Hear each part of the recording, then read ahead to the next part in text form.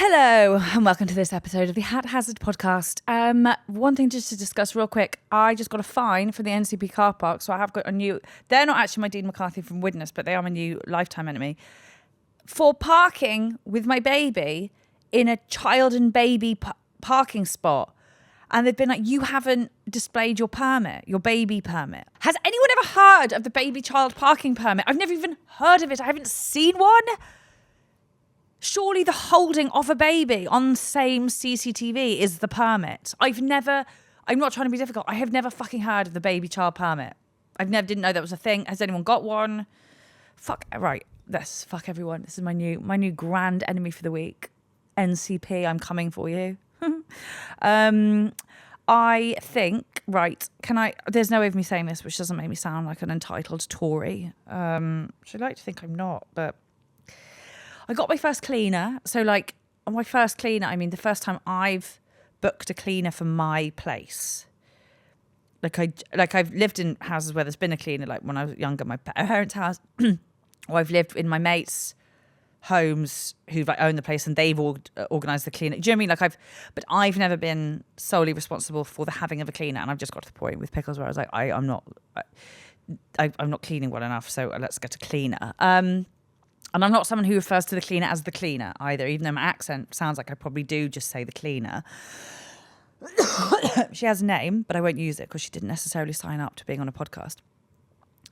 I think I'm becoming incredibly difficult. I really like her. She's so lovely and she's a really brilliant cleaner. I am becoming, and I'm wondering if this is like part and parcel of the way I'm living my life, which is I'm obviously a single parent, which means I don't have to compromise with anyone for anything. Me and Pickles do what me and Pickles want to do, when we want to do it, how I want to do it, the way I do it, and the timing that I do it. There's no compromise ever. There's no one being like, oh, can we do that? Nope. Excuse me, dying. And I'm a comedian who is self-employed and free by virtue of freelance. So I gig where I want to gig, with who I want to gig, how I want to gig, and I think I'm becoming too autonomous. I think maybe there's such a thing as too much control, because the cleaner who I love and is so kind and great, I nearly fucking decapitated this week because she was late. I'm becoming so unforgiving. I fucking hate late. I can't handle late. I cannot handle late. I am never late. I have never been late. Maybe I must have one time. Never late. I have a baby. I'm not late. When I was a nanny with 2 children, we were never late. If I was late for my job, aka being a comedian, I would not get paid and I would fuck up a whole show. An entire show of professional comedians, I would fuck it up if I was late and missed my spot. I can't. 45 minutes late, I was so rude to her. I was so rude. I could feel it coming out my mouth. I was like, you're being so rude. It elicited something so furious in me. And afterwards, listen, girl's done enough therapy in her life that I was like, right, have a chat with yourself, have a sit down. What is this? This obviously is not about a kindly woman being late. She didn't deserve that. And I realised it is that I've had too much control for too long. I'm in too much control over my life, so that I obviously stagger our mornings so that we're not in when she wants to do the cleaning, because that's also must be horrible for cleaners to have people sat there watching you clean. I'd feel like some sort of overlord. It'd be awful. So I plan a morning, so we get out. So it's not just that she's late. I was like, you fucked us up. And that was what it was. I was like, you have fucked us up. I've allowed someone to be in a position in my life, in my day, in my morning, where you can fuck up my plans for myself and my child. It just became this massive thing in my head. I do still think it's fucking insane to be that late. I hate late. I don't understand late people. I know and love late people. I have a mother who, God bless her, is a late person. Not what she doesn't want to be, though. We'll say that. She's very good at being on time when it's a thing. Whatever. I was just rude. I wasn't pass-ag rude. I'm really proud of myself. I'm not a true West Londoner. I'm not that actually, yeah, no, it's not great, actually. Do you know, that pass-ag, I can't fucking stand that. I was just out rude. I was like, you've come twice before. Why did you take that route? Why were you late? Like, I was very that. It's so rude. But she'd been late the time before, and I can't, like, yeah, I think I've got too much control. I did apologise. Obviously, I was like, look, and I gave her a slice of birthday cake afterwards, and we had a nice sit, and I couldn't have tea and all that. But like, it infuriated me to a point that I think was disproportionate. Or definitely disproportionate. You can't get... But I've got too much control. I'm becoming really unforgiving. It's all very well and good being sat here like, God, all this agency, all this independence. Then one person does one thing and I'm like, I'll fucking kill you. My friend told a story. We're out with a mate of mine and they were going to see in-laws or whatever. So they had a long, long journey to do. She's got 2 little girls, long journey to do. And she said to her fella, it involved taking like a cross-channel train. And she said to her fella, like, I think we need to leave here at this time just to factor in like a couple of stops for the girls. If there's a loo break, if we need to charge the car, whatever.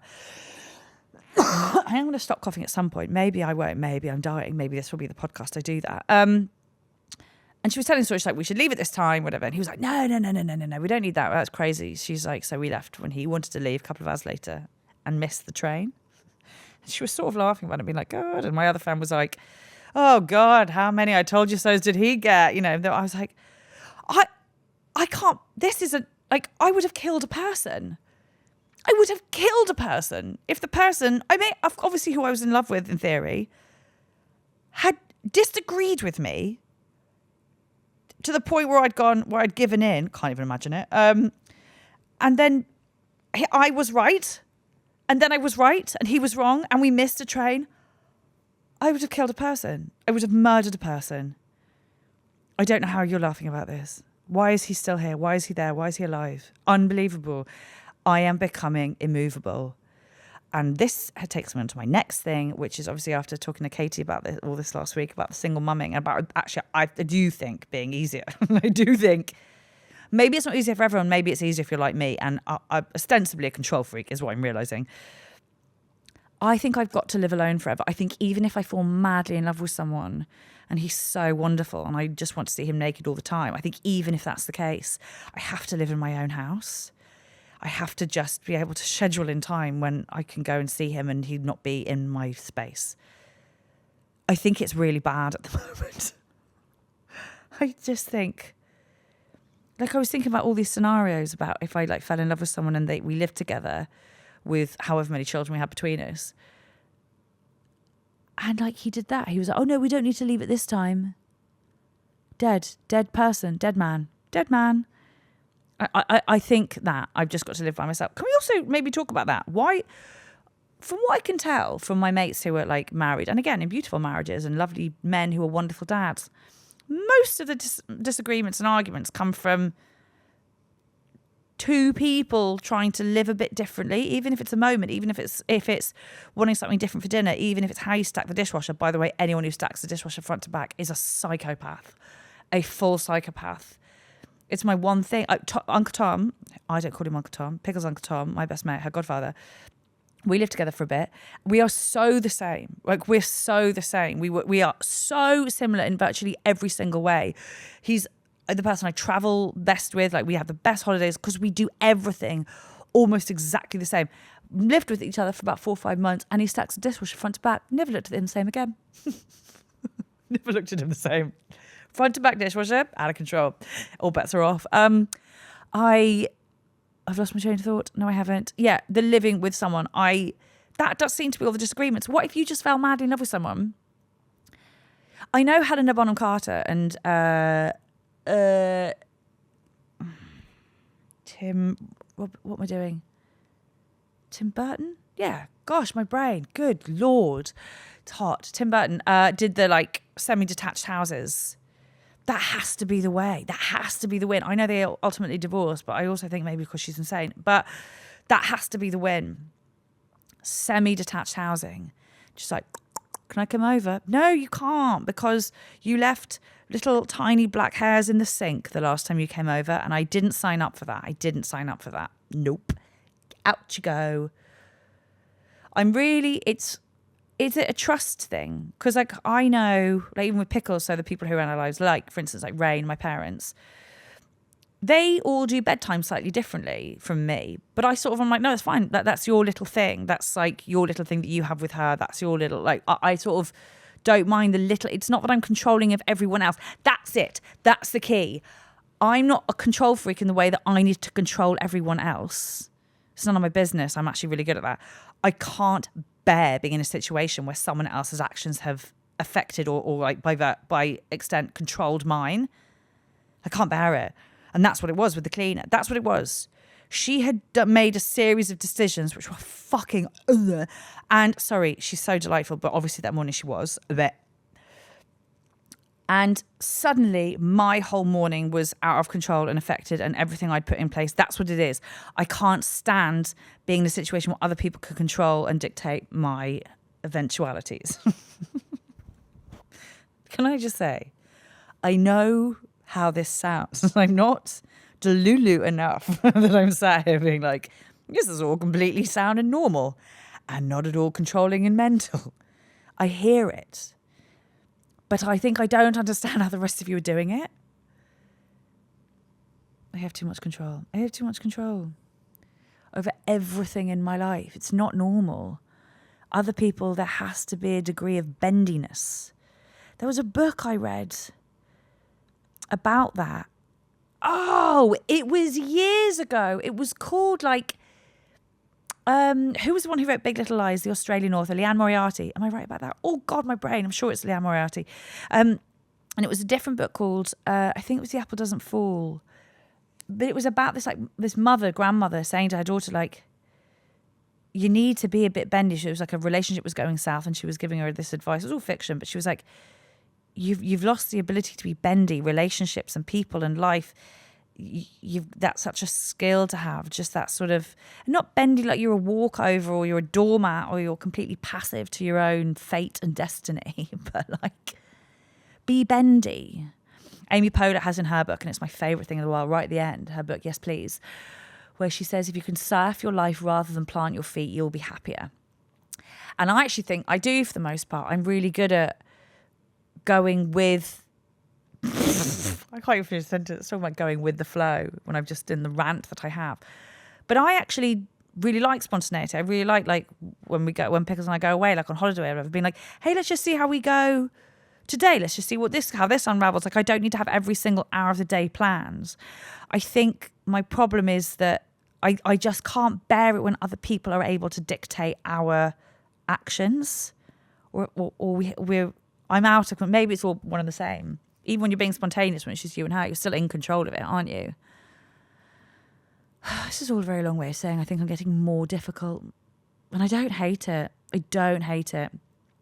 Also, for those of you watching and not listening, I know, amazing. Mahogany Brown, can you even believe the state of this town? Just did our week summer holiday. Mahogany Brown Hatty, bet you weren't ready for that. This absolute vision of bronze. The sun cream budget in this household is obviously off the chain. Sparkly water, but we had a great time. I have a really fun 1-year-old, it turns out. She's, we were in the sea. And she loves the sea, turns out. Even freezing cold sea, when all the other big girls are like, it's too cold. No, it's horrible. I have a 1-year-old trying to wrestle herself out of my arms and swan dive into the ocean. So that shouldn't be a problem going forwards. I have a 1-year-old with absolutely no risk assessment or fear of anything whatsoever. So that's good, except the Hoover. It's the Hoover. Open waters, the ocean, absolutely fine. The Atlantic Ocean, absolutely fine. Hoovers, absolutely fucking not a chance. Hand dryers, get out of here. Hand dryers are her Taliban. Hand dryers plunge the fear of God into her at the mere sight, potentially, of one in a bathroom. So I don't know what that is, but there we go. So I'm drinking water because I have this bizarre little cough, very chic little dry cough. So that's my mam solo rant for the week over. But yeah, if anyone has any tips on this fucking mother baby thing before I burn down an NCP car park, got to stop being so aggressive, I would really appreciate that. Thank you. Hello, back for the next section, which is my Curious section. And this one, I feel like this week it might be a bit of... Also, I just realised, I'm sorry, I'm sat here in my socks. I promised they're brand new and clean. If anyone is watching this, I came in my sandals and I just think having feet out isn't my vibe. So these are brand new and clean. They're not. I do this thing, they're called cinema socks. Does anyone else do this? Like when I go to a nice cinema and I want to like sit all snuggled up, but I don't want to like have socks that have been walked around on. So I have a spare pair of socks in my bag called cinema socks. This is also really hard for someone with a latent lisp. Cinema socks. So I've just bought my cinema socks and they're brand new and clean. Just in case anyone was looking being like, this girl's a filthy scab. Je suis not. My curious of this week, yeah, it's potentially Debbie Downer, but I'm just so fascinated by it, and some of you might have seen it. Have you seen the clips going around of Sarah Wynne Williams? Sorry, just knocked that. She wrote a book called Careless People. She was, and it's about her time at Facebook. She was the global public policy director from 2011 to 2017. And in that time, she writes that she was a victim of a huge sexual harassment, a really toxic workplace, and some like awful things. Like they said that they'd planted, or what was the word they used? Implanted or indented. And I find the actual word because I want to be right about this, because obviously, like, also considering what this story is actually about. Embedded staff from Facebook / Meta in the Trump 2016 campaign. She says that Zuckerberg himself said he wanted to run for office one day. Accusations that they collabed with the Chinese Communist Party, and that they in a very predatory sense targeted teenage girls via Facebook. They had like policies in place to do that. So some big claims in there. Now, she left in 2017, and this is where it differs. She said she left because she was fired, basically. So that they both agree she was fired. She said she was fired because she had just filed a sexual harassment claim against Joel Kaplan, who was then the president or vice president of global public policy. They say, Meta says she got fired for poor performance, and I think her own like toxic traits in the workplace. But anyway, her severance package was $780,000. And within that package, she had to sign a non-disparagement clause, which I don't think I've ever really looked into them. Not an NDA. NDA is a non-disclosure, so you can't talk about it at all. A non-disparagement clause. So she can't obviously disparage them. Cut to her writing this book. Now, for some of you will be listening to this being like, yeah, she got like over $750,000 on the understanding that she wouldn't talk about it. But I looked into it, and it turns out a lot of that was business expenses that had been pre-approved. So she was actually being paid back for things that she had paid for on business expenses. And they all agreed that that was the case. There was no argument over that. And she also says now she also got a fraction of that. So she never actually got the full whack. But this non-disparagement clause stands. She obviously writes this book, which is, I mean, winning a lot of awards and really ruffling some feathers in a great way, I think, to have someone, the whistleblower inside, saying exactly what's going on and be that high up in the company to actually reveal sort of what we all know. I'm also aware of the like genuine hypocrisy of me doing this whilst having clips that go out on Instagram and a like account that goes out on Instagram and a podcast based whatever. But I think it's fucking terrifying. And you might have seen some of the clips where she's publicizing this book, but she's not allowed to say a word. So they've come for her like hard off the back of this book. They're now lobbying a new going to an arbitrator to basically sue her, and the way it's working out is there for breaching her non-disparagement clause of the severance agreement. She says it's unenforceable because she had to sign that severance agreement because she would have been economically completely screwed otherwise afterwards. And obviously, and again, I know you're all eye rolling because it's like £780,000. That's a lot. It's not like the breadline. But I think what we all have to understand in America is with health insurance, health benefits, and all the stuff that comes with having a job, when they then don't have a job, that stuff is like, you can't even fathom it. Imagine like going into hospital for like or one of her family members gets ill, she gets ill. People, like hundreds of thousands of pounds come in on those bills. So her argument is like she had to keep that thing she had because it entitled her to the same health benefit she'd had at the company. She's saying, so that's what she's arguing, it was unenforceable because she had no other choice than to sign it. And with it, this non-disparagement clause. She writes this book. And And they're trying to work out a way of arguing that she owes them $50,000 for every book sold. Every book sold, $50,000. She is not allowed to, the rules of this arbitrage agreement that she's now countersuing and going back against is she can't publicize the book. She can't hold the book. She can't be in an area which is selling the book. That means an airport as well. Some of you might have seen that clip. If not, please look at it. It's on the News Agents podcast, the one that Emily Maitlis has. And she was interviewing Amy Wallace and Sarah Wynne Williams, this author, who had both joint won the Freedom to Publish prize at the British Book Awards. Have I got that right? I really don't want to get it wrong because that would be so rude. Yeah, it was. Yeah, the Freedom to Publish prize. Okay, good. And she basically, Emily Maitlis turns around, this is one you might have seen, and gone, I'm really sorry, in order for us to have this conversation about your book, I'm going to have to ask you to leave the podcast studio. And it's because that podcast had just received an incredibly aggressive threat from Meta, basically saying, we'll come for you for this, and sue you for this, if you ask Sarah Wynne Williams anything about this book. So she leaves the room and it's really awkward and really mad. So Emily Maitlis basically has to ask the other author, who, God bless her, fucking goes to bat for Sarah Wynne Williams. She's like, she's written this incredible book that is so important for us all to read. I'll say it again, Careless People, because I do think it's something we should all read. And Meta are coming for her for the non-disparagement clause. Be absolutely clear on this. If Sarah Wynne Williams had said one provable untrue thing, Meta is saying it's riddled with false claims, it's out of date research, If she had said one provable false thing, they could have her for defamation. But they're not. They cannot come for her for defamation because she hasn't said an untrue thing. Clearly. She's saying that. They can't argue it. There is nothing provably untrue. And so they're just trying to enforce this disparagement clause. It's disparaging. And I was like, should that be a thing? Should non-disparagement clauses be a thing? If you don't do anything that warrants disparaging claims, then you don't need a disparagement clause.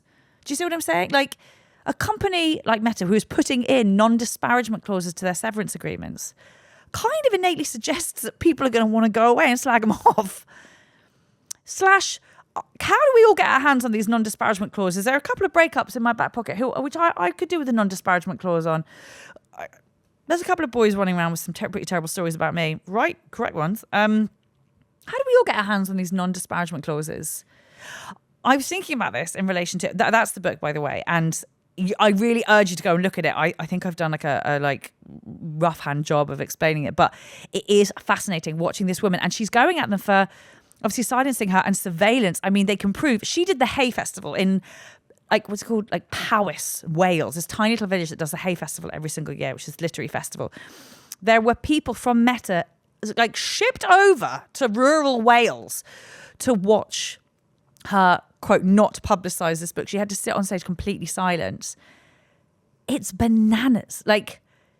If you weren't bothered, if someone was just pissing into the wind and saying bollocks that, was just a disgruntled ex-employee, are you shipping people over to go and watch her on stage at the Hay Festival? And being so aggressive with trying to shut her down and silence her and stop this book. We must buy the book. Let's all buy the book. I find it terrifying and unfathomable. And I was thinking about this. A comedian on the circuit who I absolutely fucking loathe with every fibre of my being. We had a similar situation, not similar, he's not Meta, but one of my best mates in comedy, another female comedian, was running this night, and she's a lovely girl. She's one of the kindest people. But I think as such, some people see that as a weakness, and it's always my worst thing. I never get treated like a prick because I'm so difficult. And then there are people like her who are just so kind, and people take advantage of it. Anyway, he'd messaged me, I want a headline, I want to close it out. That's the timing that works for me. And she was like, oh, I sort of can't. I've already agreed to let this person do it. So if you don't mind just holding your spot. He sent her a series of the most vile, shouty, sweary, awful, arrogant voice notes. And she was with me at the time, just burst into tears and let me listen to them. Now listen, is it one of my toxic traits that I go to bat for my mates? I don't know. I'll let you be the judge of that. We got there that night and I fucking chewed him out. Took him one side. I was like, just to be absolutely clear, if you ever speak to her like that again, I'll ruin your life and I'll fucking enjoy it. And you know, he went back. He didn't say anything to me because he's fucking terrified of me. So he was like, Hatty, I wouldn't do that. Oh, yeah, she should. He went back to her and sent her another horrendous message about what a prick she was for showing me the voice notes. I said to her afterwards, I was like, there's not a voice note I sent you that you couldn't play to someone else. There's not a voice note I think I've sent anyone ever that you couldn't play to someone else. It's the most insane tactic of a bully to go back to the person and go, this is your fucking fault for showing them that I'm a bully. The fury about someone being shown that they're a bully, rather than just going back like, I'm really sorry. I said to him, I was like, why don't you just say, I'm really sorry, I had a bit of a bad day, I'm tired, I shouldn't have taken that out on you, my bad. It would have been done. It would have been done and over. I'm a reasonable, kind of sometimes on my day person who is prone to a temper. I'd have been like, yeah, fair fucks, we've all had them. But he went back to her, has still never spoken to her, by the way, because she showed me the voice notes. He still weaseled into my DMs being like, we're cool though, Hat. We're cool though, Hat. I was like, you're a fucking bully. You're a fucking bully because you'd never pick on me, but you would pick on the nice girl. And I really feel, again, it's just a side note to say, like, it's such a bullying mentality that is the fury that comes alongside being exposed. It's what they always say with press, isn't it? If you fucked up, you've done something wrong, if you come out and defend yourself, actually people are like, grrr, like just come and be like, my bad, what a twat, such an oversight from me, I'm so sorry. And actually, I know we're not great with like people being allowed to be fallible at the moment, but I do think we're better than just watching a bully out-bully themselves. I think it's remarkable.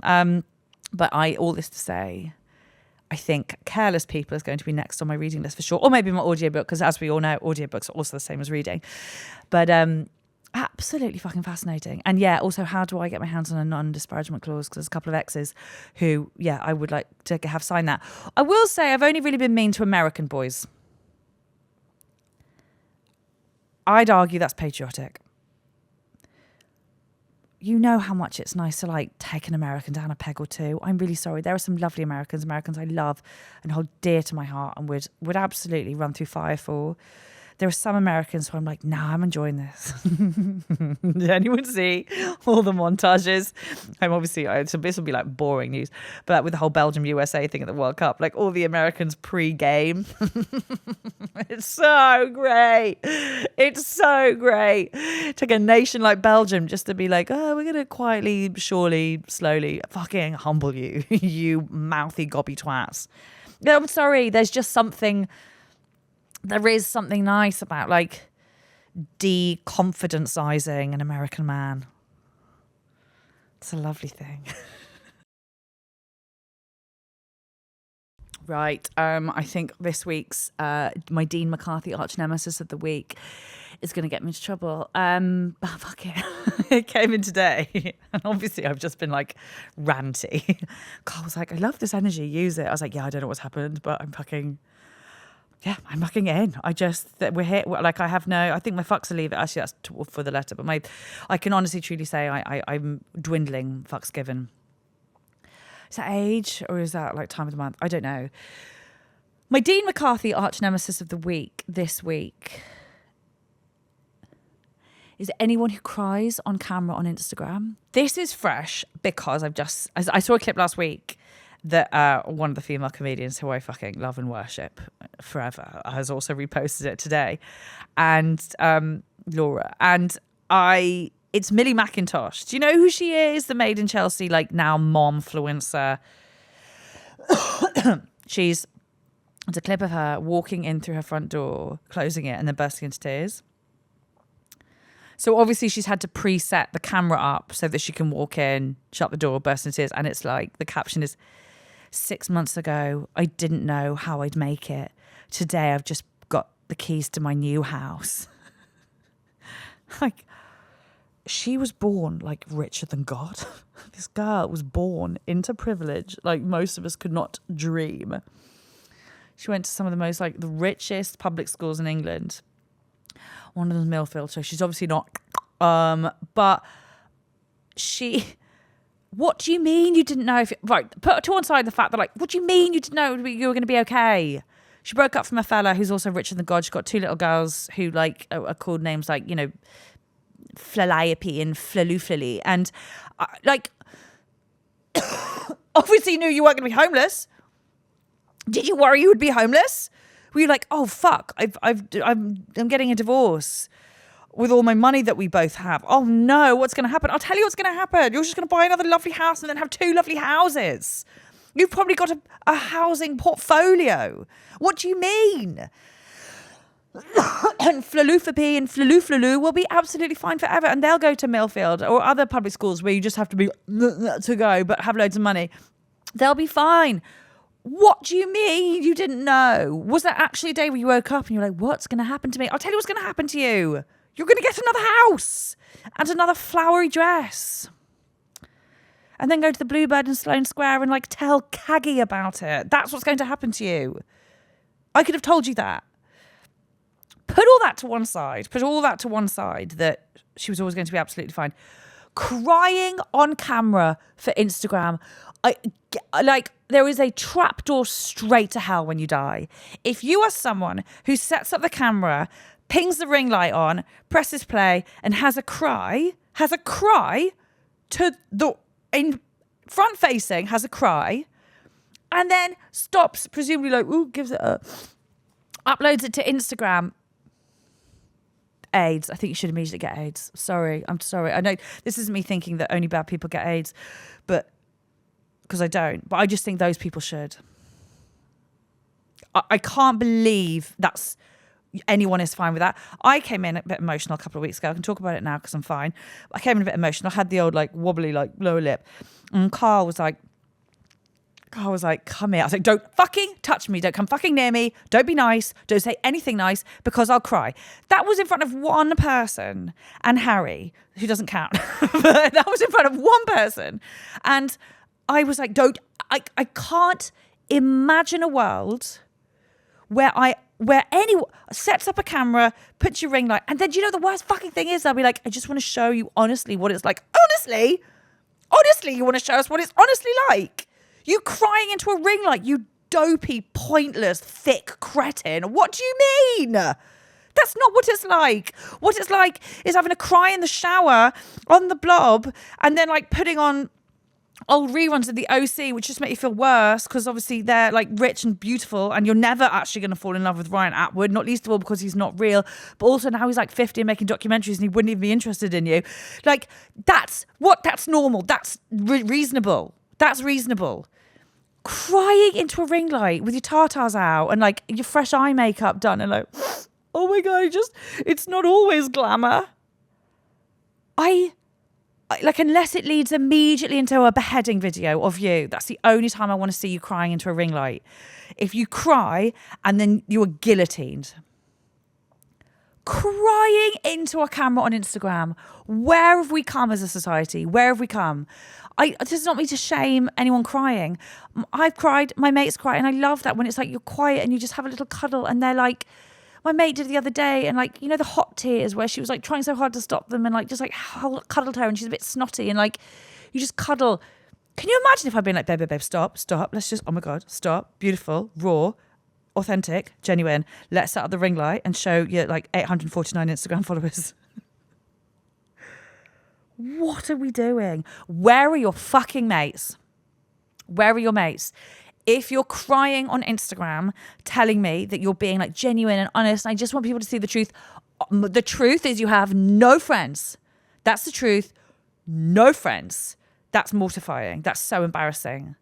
And there's a trapdoor to hell when you die. I can't, it's unbelievable. I don't understand why people have got so lost along the way with the word honest. There's nothing honest about, like, we're all, when it comes to Instagram, really very few of us are being honest. We're doing a version of it. We're trying to do it. But honest is when you're just shit, when you're not curating yourself, when you're not thinking, when you've like, it's the truest version of you. There is definitely honest stuff on Instagram. But like, People in possession of a ring light crying isn't honest at all. There's got to be, like, is there nothing going on in your head? Is there nothing? Are you that thick? Are you that insular in your world? With the stuff going on in the world at the moment, and like, sorry to be that guy, the idea that you deserve the space on people's like feed or day of being like, oh my God, I didn't even know it was going to be okay. I like cringed so hard. I was nearly sick when I saw Millie McIntosh's one. I was like, she had like, obviously she's in a floaty flowery dress. I also have a thing about those mums. Sorry, I started off this podcast being like, I'm going to really work on being non-judgmental. Has lasted 3 weeks. I have a real thing about mums who are only in floaty flowery dresses. Bullshit. Absolute bullshit. What else you got in your wardrobe? You can't always be in floaty flowery dresses. Also, some of them are really expensive. I like constantly have like strawberry and Philadelphia all over me and like snot. Why would I be in like an expensive floaty flowery dress? I don't buy it. Something's wrong. I feel like there's like, I don't know if there's like wires and like buttons under your floaty flowery dresses because it's unusual. By all means have one. By all means like slang it on for a kid's birthday party when it's a bit hot, or laundry day and you've got your knickers, whatever. Don't trust mums who are always in floaty flowery dresses. Something's amiss. A mystery is afoot. Where are your other clothes? What are you doing in the winter? A long-sleeved floaty flowery dress is still floaty. It's not good for the rain and the sleet of the England. Bullshit.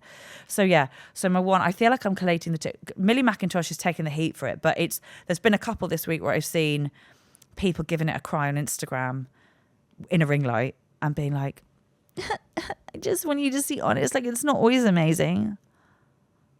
Obviously, it's not always amazing. That's called the fucking tapestry of human existence, you absolute fucking donut. Ooh, I think I probably should stop. So it went well. So my USP for this podcast was to try and not be judgmental, try and be a nice person, deal with my anger, set a nice example for Pickles. And I will say, we're not even halfway through the summer and I fucked it. But honestly, I was never going to do it. I was never going to do it. It was a really nice idea. I was never going to do it. I'm sorry. And you know that now. So we can all just go forward. Honestly, that's honest. That's honest. Fallibility. That's honest. Crying into a camera. Fucking hope your hair falls out, you daft cunt. Sorry.